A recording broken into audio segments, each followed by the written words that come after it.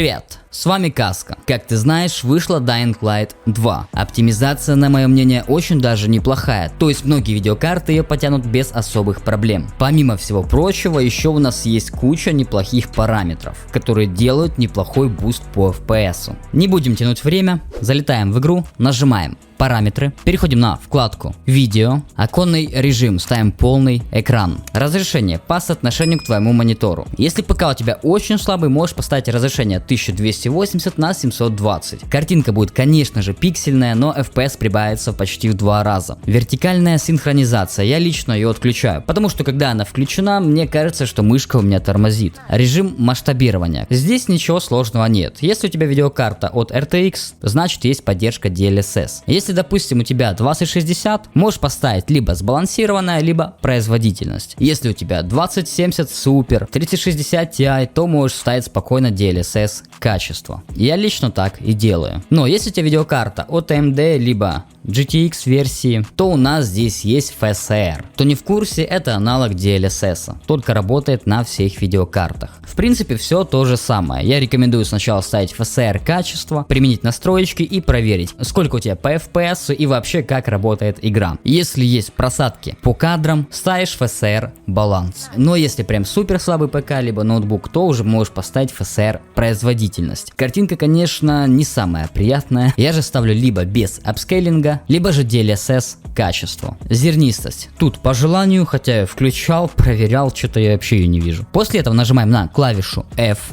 английскую, конечно же, и нажимаем ОК. Режим рендеринга. Что мне очень понравилось, то что могут поиграть ребята даже у которых старенькие видюшки. То есть те видеокарты, которые не имеют поддержку DirectX 12. Собственно, если у вас такая же видеокарта, то ставите DirectX 11. Если у вас видеокарта от 10 серии, то ставите DirectX 12. На 9 серии, честно, не помню, есть поддержка 12 DirectX или нет. Скорее всего, да, но не помню. То же самое касается видеокарт от AMD. Если есть поддержка DirectX 12, то выбирайте DirectX 12. Я лично тестировал что на 11 версии, что на 12. По FPS в моем случае разницы никакой. Там идет погрешность 1-2 кадра. Тоже у меня фризы случаются и на 11 DirectX, и на 12. Не всегда, но есть такие вот ситуации. Поэтому какого-то одного решения здесь нет. Тестируй на своей видеокарте, как у тебя лучше всего идет. Асинхронные вычисления. Как я заметил, возможно тоже погрешность, но где-то 2-3 кадра сверху. Размер окна игры я оставляю на 100%.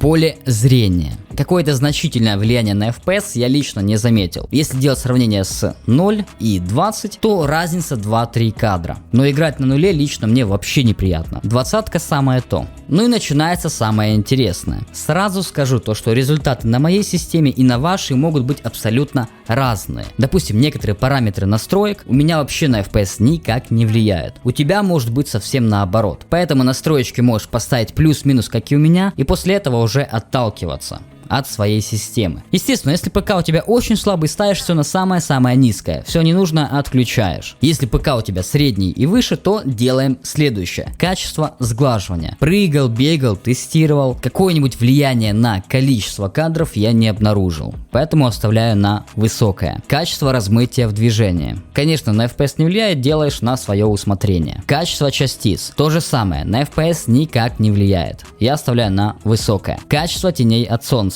Ну, у нас здесь есть только один параметр, это PCF. Естественно, ставить мягкие тени с трассировкой лучей это не лучшее решение. Качество контактных теней. На FPS никак не влияет. Качество модели затенения. Тут я уже заметил неплохое влияние на количество кадров. Если делать сравнение с низкое и высокое, то около 10 кадров. Поэтому я ставлю низкое. Качество глобального освещения. Если на FPS и влияет, то порядка 3 кадров. Поэтому оставляем высокое. Качество отражений. Тут есть кое-что интересное. Разница между низкое и высокое порядка 10 FPS. Но разница между низкое и среднее около 2. Поэтому ставим что? Правильно, среднее. Фонарик с трассировкой лучей. Ну, тут как хочешь. Качество тумана. На FPS влияет и влияет неплохо. Тоже порядка 10 FPS. Ставим низкое. Ну и примерно у нас получается как-то так. То есть условно ты можешь поставить настроечки, как и у меня, залететь в игру, побегать, посмотреть. Если есть просадки по FPS, то первое, на что тебе стоит обратить внимание, то это качество контактных теней. Можешь поставить сразу среднее. Если FPS не изменился, то ставишь качество глобального освещения среднее либо низкое. Если FPS все равно мало, то качество моделей затенения ставишь на нет. А вот качество сглаживания и качество частиц рекомендую оставлять на высокое. Ну и после этого нажимаешь Escape,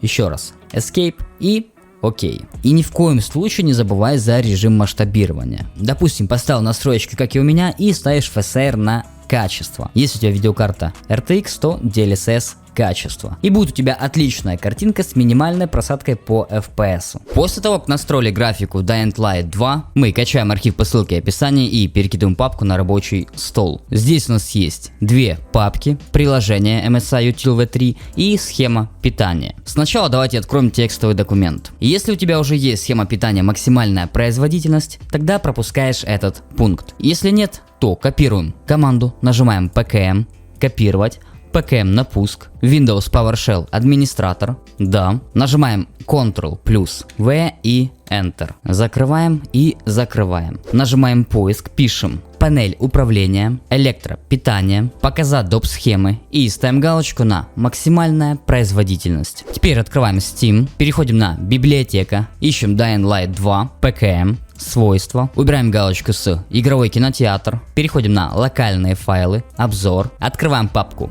PH, Work, Bin, x64 и находим приложение Dying Light Game x64. Нажимаем PKM, свойства, совместимость и ставим галочку на отключить оптимизацию во весь экран. Далее изменить параметры высокого DPI и ставим галочку на режим масштабирования. Нажимаем ОК, применить и ОК.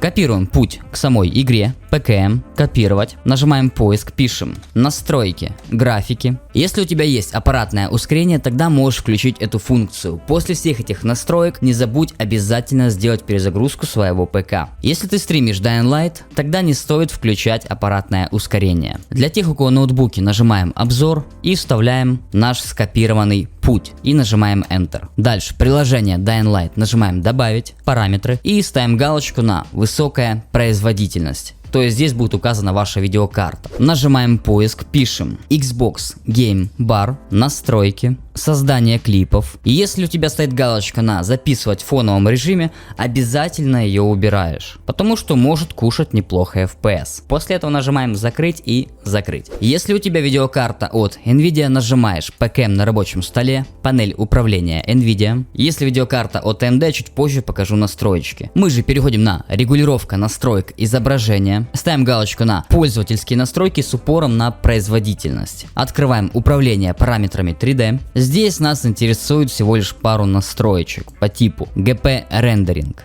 Выбираем нашу видеокарту, заранее подготовленные кадры 1, все остальное отключаем. Частота обновления вашего монитора можете поставить высшее доступное. Режим низкой задержки. В этой игре я рекомендую отключить. Режим управления электропитанием. Выбираем режим максимальной производительности. Фильтрация текстур, анизотропная оптимизация включить. Фильтрация текстур, трилейная оптимизация тоже включить. И фильтрация текстур качества выбираем высокая производительность. После этого нажимаем применить. Переходим на настройки Surround. Нас интересуют настройки Physics. Если у вас видеокарта мощнее, чем ваш процессор, то выбираем нашу видеокарту. Если у тебя видеокарта от AMD, открываем архив, настройка видеокарты, папка AMD Radeon. Здесь у нас есть картинки с настройками драйвера для твоей видеокарты. Какие функции включить и какие функции отключить. Если интересно более подробно, у меня есть два ролика на канале по настройке AMD Radeon и по настройке Nvidia GeForce. Я там все объяснил за каждую функцию. Если что, ссылочки будут в описании. Возвращаемся назад и находим приложение MSI Util V3. Нажимаем PKM обязательно и запуск от имени администратора.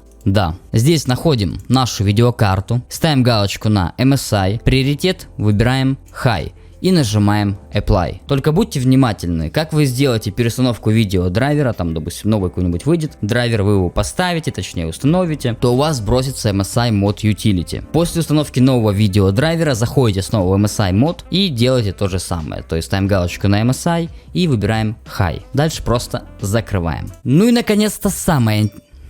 Так что такое? Ну и наконец-то самое интересное, это твики реестра. Сейчас внимательно слушаем. Перед тем как делаем их активацию, делаем обязательно бэкап. Как сделать бэкап файлов реестра? Нажимаем поиск, пишем regedit, то есть редактор реестра. Нажимаем да, файл, экспорт. Выбираем любой диск и пишем любое имя. Дальше сохранить. Для того, чтобы вернуть назад файлы реестра, нажимаем файл, импорт и выбираем наш бэкап. После этого открыть. Первые два файла реестра отключают Xbox DVR. Кстати, тоже бустит неплохо FPS. Мне писали около 10-20 кадров. Нажимаем PKM слияние, DVR2, PKM и слияние. Если вдруг у тебя нет слияния, нажимаешь 2 раза LKM, либо через Enter. То есть открываешь как обычное приложение. Дальше да и окей. Отзывчивая система PKM слияние, сетевой тротлинг PKM слияние и системный приоритет тоже PKM и слияние. Теперь нажимаем поиск, пишем параметры режима игры. Игровой режим мы оставляем включенным. В клипах все это отключаем. И Xbox Game Bar тоже отключаем. Переходим на